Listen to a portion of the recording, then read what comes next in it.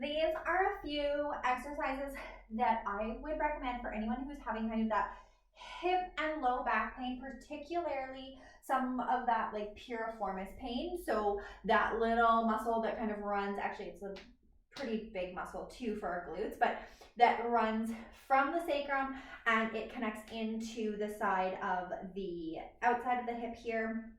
And it does a lot of rotation through the leg. And when we are doing lots of running, biking, it's still being recruited, but it needs a little bit of help. And sometimes those other rotational muscles are not also doing their job. So this is going to help get some of those other glutes involved and allow that piriformis to kind of back off a little and still do its job, but with the help of the other glute muscles that are surrounding it. So first of all, we're going to start with a lateral lunge. So this is just a lunge to the side. You're going to get into a nice wide stance here. I'm beyond shoulder or hip width, and I've got my feet in sort of just like a neutral, comfortable position. And if you were to just kind of take a big jump out and settle in, that's a great spot to start. And all we're going to do here is send the hips back and to the side. So we're really thinking about pulling this hip back and keeping the knee stacked over top of the leg. So as you can see, I'm hinging through the hip here. My knee is bending, and that's what's allowing this lateral shift, sideways shift to happen. So I'm thinking about sticking that bum back and then pushing through the foot to get all the way back towards center. So you're gonna do about 10 to 12 each side here, just getting that butt back to a level that feels comfortable for you. So always staying, no matter what we do together, always staying within a pain-free range of motion, really thinking about pushing through that foot and the big toe mound to get your body back up to the middle here, probably feeling a little stretch through the center inner thigh here, and just getting these glutes on the side working. So do your 10 to 12 on that side and do the 10 to 12 on the other side.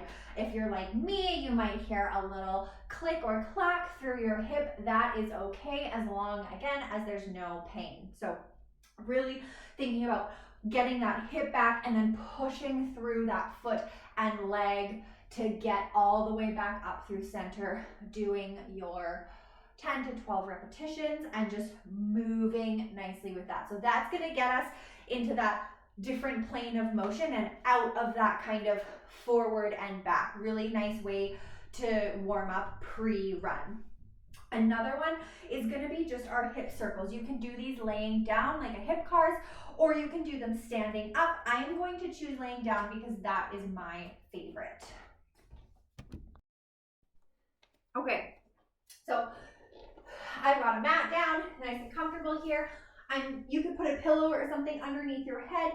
I've got my hips stacked, one on top of the other against the floor here.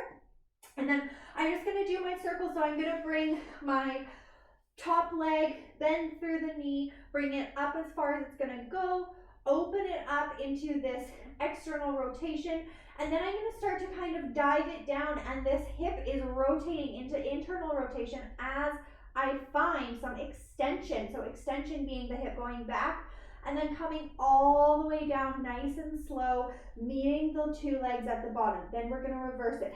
Kick your bum, get into extension, and then try to find some external rotation as we come nice and slow all the way around for the two legs to meet at the bottom again. You're gonna wanna do this about 5 times, just opening up nice and slow through the hips.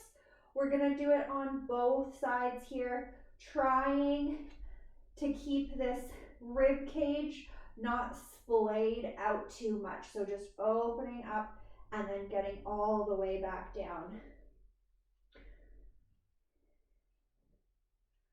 Allowing the hip and the leg to move, not the pelvis. The pelvis here, like the sacrum and the two pelvic bones called the ilium, they stay stagnant. They sort of try and ground themselves with the rib cage as we do this movement.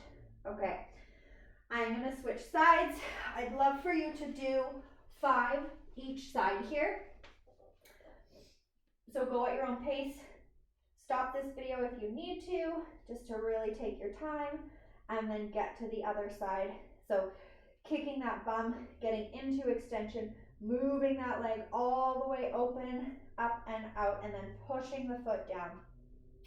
Bringing the knee towards the chest, opening up through extension here, and then coming over into extension, and then getting the 2 feet to meet one another.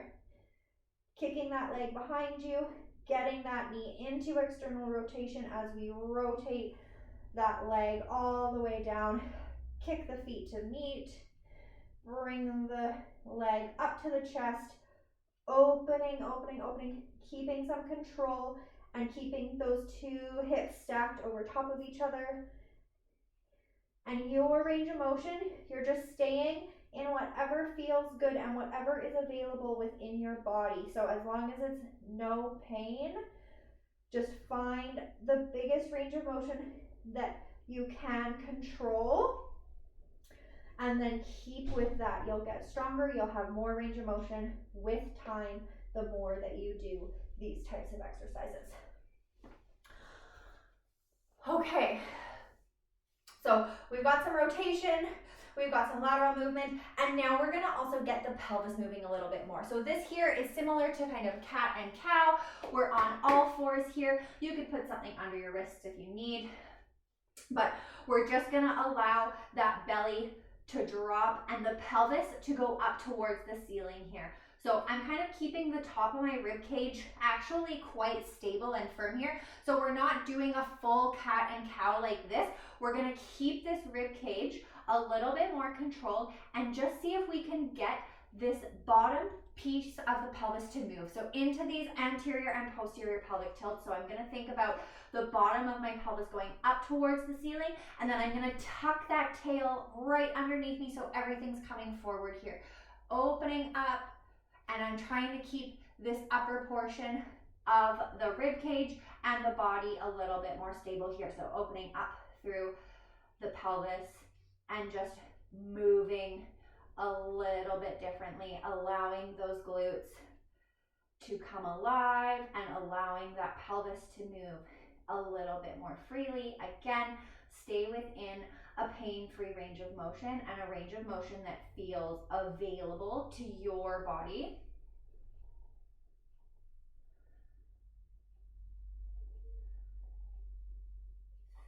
Couple more here. You can go at any pace, just nice and controlled.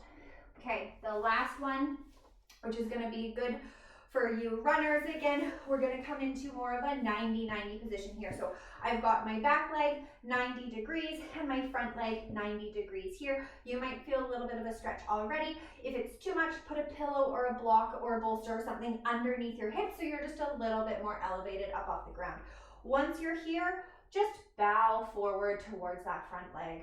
Just find a little bit of movement through the hips and pelvis, through the upper body in this position, getting a little bit of a stretch on the outsides of those glutes and just feeling a little bit more of that function that needs to happen. Opening up some of those muscles like that piriformis that gets really stuck and doing a lot of the work. Go for about 8 on each side. Switch sides here. So again, 90 degrees and 90 degrees through the back hip and the knee, and then same for the front. Then just bowing the chest. I'm staying nice and tall in my torso here, allowing the body to come forward in a range that feels good. Hoping to get a little bit of movement, maybe a little bit of stretch through the glutes here, through the outside, and just allowing everything to open up a little bit more into some of these positions that are a little bit less linear when you're doing a lot of running and a lot of forward movement.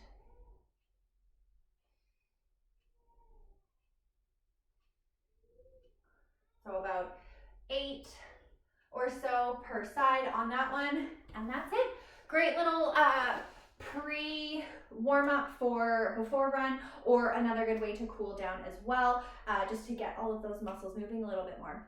Hope you enjoy.